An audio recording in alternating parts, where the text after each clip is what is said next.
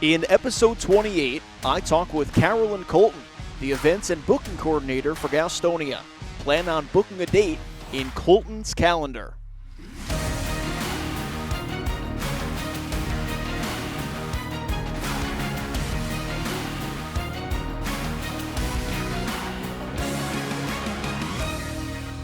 Our guest today is from Bedford, New Hampshire, attended James Madison University, currently the events and booking coordinator for the Gastonia Ghost Peppers. I know a gal, and her name is Carolyn Colton. Carolyn, how's it going? It's going well. Thank you for having me. Of course. Thanks for coming on. So, Carolyn, you're the events and booking coordinator for the Ghost Peppers. What does your day-to-day look like at Caramount Health Park, now during the off-season and also during the season? During the off-season, I'm probably a lot busier in terms of booking events. I'll be in meetings with the sales guys, trying to plan events, and then following up with those, signing their contracts, sending them invoices, making quotes, and then just planning our community events, the movie nights. Everything surrounds the calendar. How about during the season? During the season, I was in the store pretty much the entirety of it. So I was brand new, so didn't have as much of a game day role. It was in the store, and so that's where they needed me, and I was happy to be there, and it was a great way to meet people, get the familiar faces. What were you doing in the store? I was behind the counter, and I was also restocking, and that's what I'm now currently doing for the gargoyles. Carolyn, a big part of what you do is manage who's occupying the fields each day, time.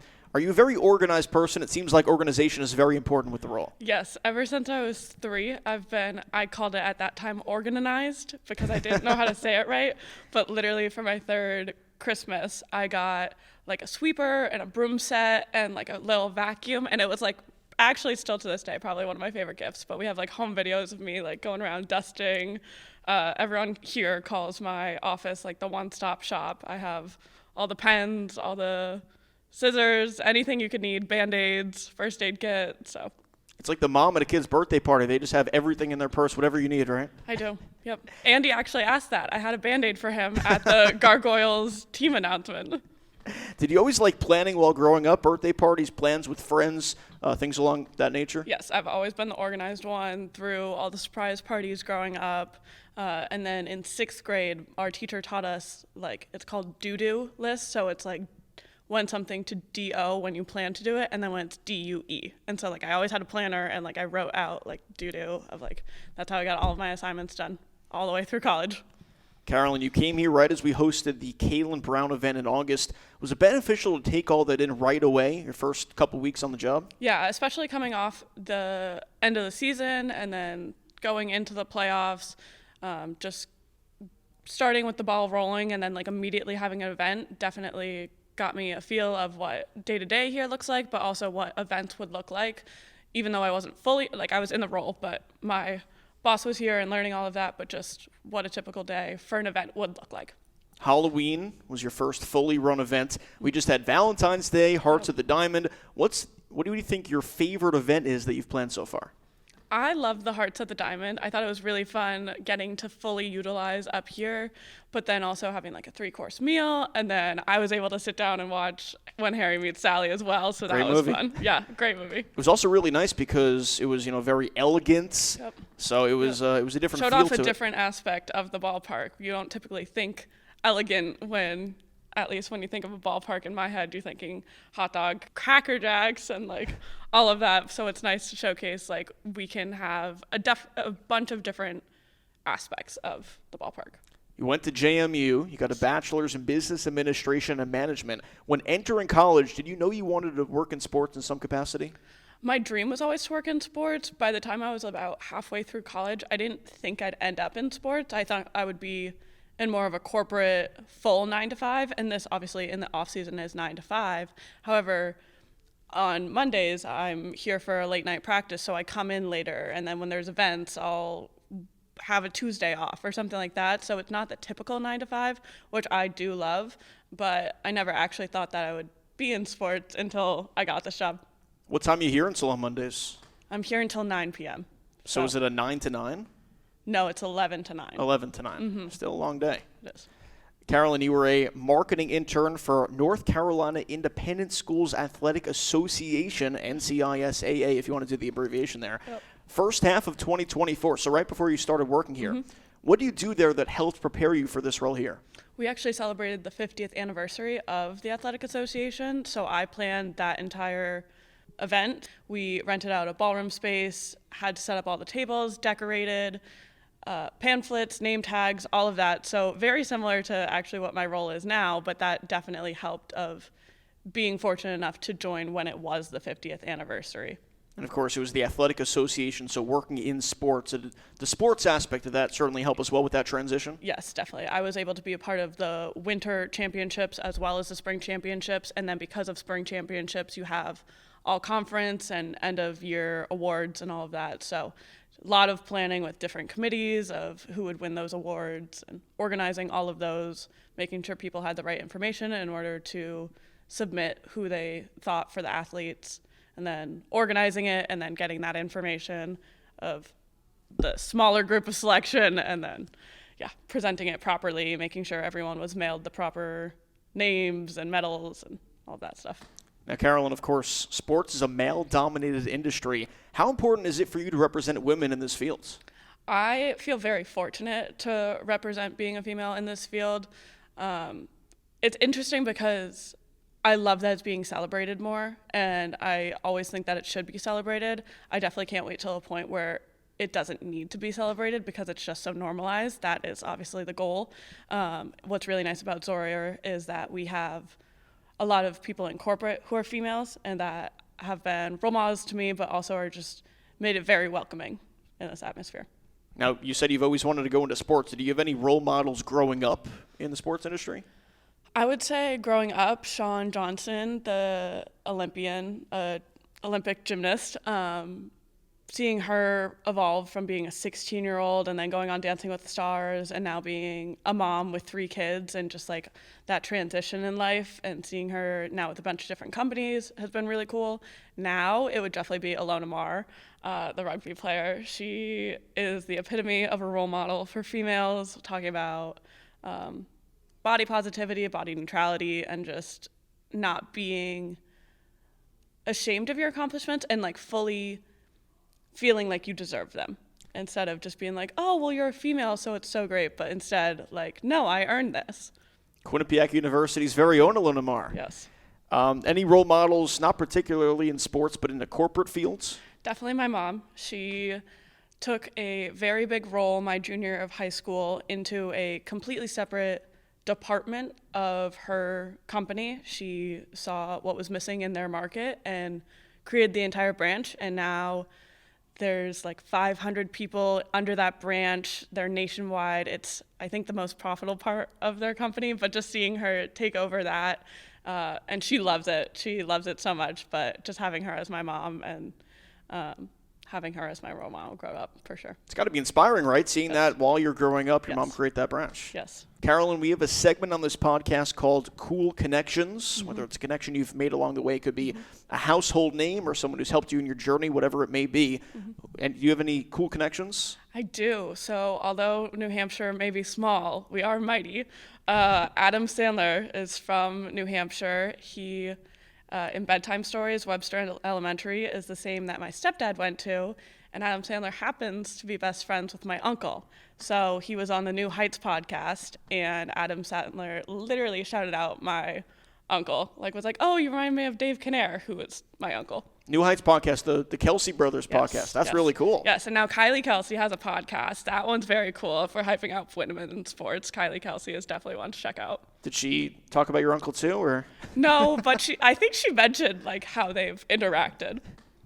Does your uncle tell a lot of jokes at family events? Is he funny like the Sandman, or? He is very funny. Yes, I would say so. Maybe not quite to the extent, but well, it's hard to be. That side of the family is just very funny in general. So we're coming off SNL 50. Did you have a chance to check out the Adam Sandler song?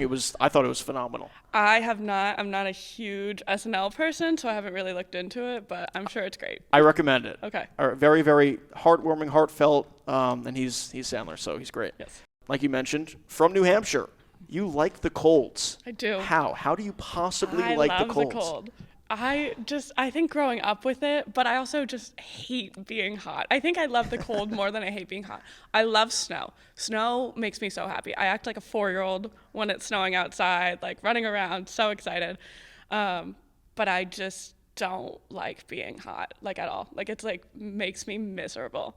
So that will be interesting this season when I'm now going to be here at the peak when it's hot. So hopefully I'm in the store again and can be in the AC.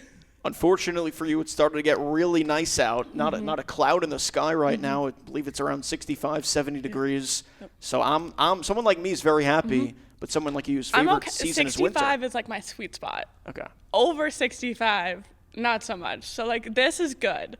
When it gets warmer is when it's not so good. You're also a Red Sox fan, being from New Hampshire. Yep. Did you go to a lot of Red Sox games growing up? Honestly, before being part of the Ghost Peppers, I would say that the Red Sox are the sports franchise, just in general, that I've gone to the most games to. So. Go to Fenway Park a lot? You like Fenway? Yep, I grew up going to Fenway. What was actually really cool is the first time I went, my mom and I have a picture together, and then we went again purposely like 2 days before I went off to college for freshman year.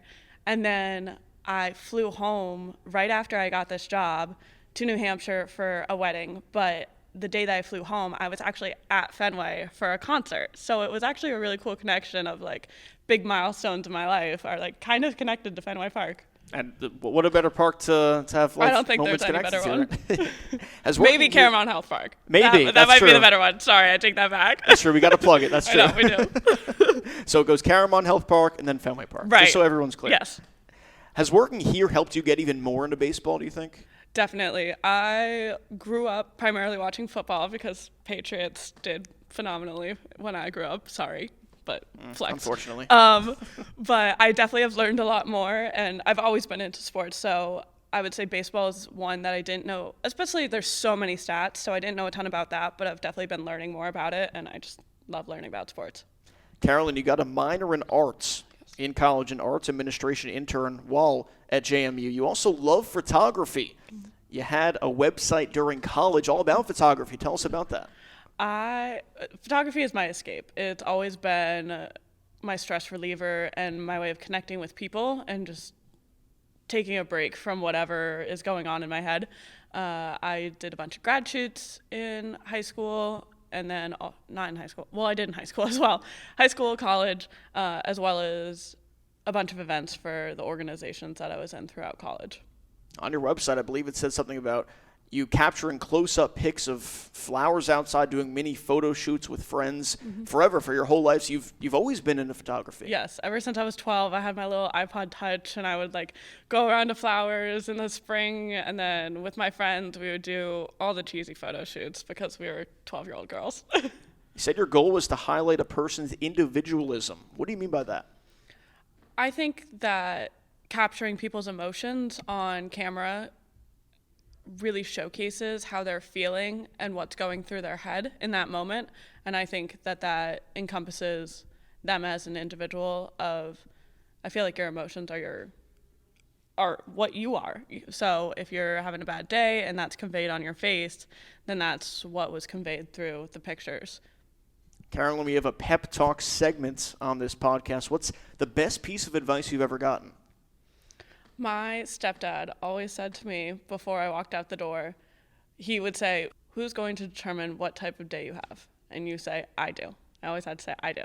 And growing up, like in middle school, I was like, whatever. Like, but once you get into high school and especially in college, like once things start challenging you and you really have control of, I have control over how my day goes, even if something upsets me.